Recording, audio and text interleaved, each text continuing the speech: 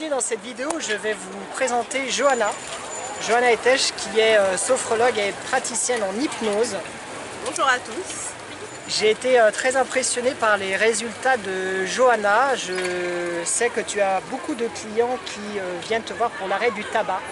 Alors effectivement, c'est l'essentiel des séances, l'essentiel de la demande. En une séance, on peut arriver avec l'hypnose à faire arrêter quelqu'un de fumer. La seule obligation, c'est vraiment d'être motivé, que la demande vienne bien de la personne qui vient consulter et pas uniquement du mari, de la femme ou d'un proche, d'un ami. D'accord. Tu as eu combien de résultats en pourcentage de clientèle sur les gens qui sont venus te voir sur cette problématique et en combien de séances? Alors sur cette problématique-là de l'arrêt du tabac, jusqu'à aujourd'hui, on va dire il y a à peu près 90% des personnes qui ont arrêté de fumer en une seule séance. Quelques personnes ont dû avoir besoin d'une deuxième, voire d'une troisième séance, mais c'est effectivement extrêmement rare. Et souvent, c'est pas lié à un manque de motivation, pas une problématique de la séance, mais plus la personne qui a encore une petite appréhension avant de démarrer la séance et qui ne se lâche pas complètement dans la première phase d'induction, de relaxation. C'est incroyable comment on peut réussir à faire arrêter quelqu'un en une séance. Quels sont un peu les principes, les ressorts psychologiques de ça? Moi, ça me fascine, hein. C'est pour ça que je fais la vidéo, c'est que je trouve ça incroyable, quoi. Alors on joue vraiment sur le psyché, sur la motivation de la personne. On renforce sa conviction d'arrêter. Effectivement, pendant les séances, on va toucher un petit peu sur la corde sensible, sur ce qui motive réellement la personne et pas simplement le fait de vouloir faire quelques économies parce que c'est pas du tout une motivation réelle. Le véritable objectif à long terme pour la personne, et à travers de la visualisation, on montre à la personne qu'elle est capable d'arrêter et ce qui pourrait arriver effectivement si elle poursuit dans cette démarche et qu'elle n'arrête pas la cigarette. Elle prend conscience de tous les effets néfastes et des effets bénéfiques si elle arrête. D'accord. Donc c'est un renforcement psychologique de tout ça. Et ça, c'est ta qualité, c'est ton art, c'est que tu arrives bien à le faire en une heure et demie. La séance en elle-même d'hypnose dure entre 1 heure et 1 heure et demie, suivant la personne, suivant si elle rentre rapidement en état d'hypnose ou pas.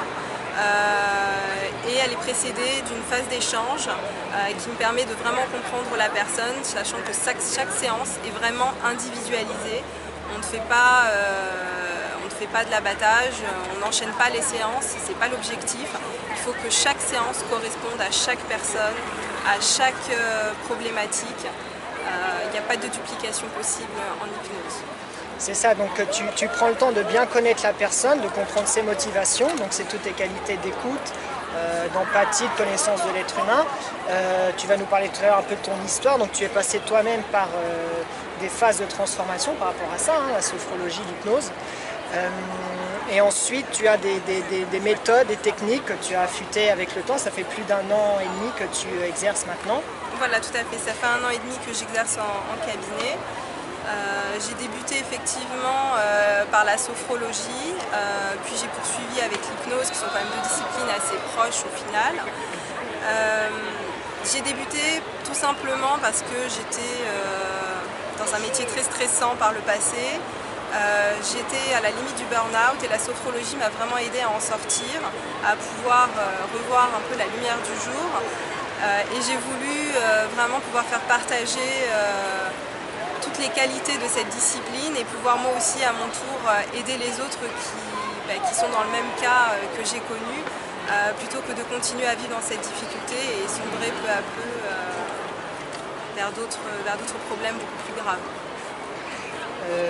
Les clients qui viennent te voir, ils ont la problématique du tabac, du burn-out.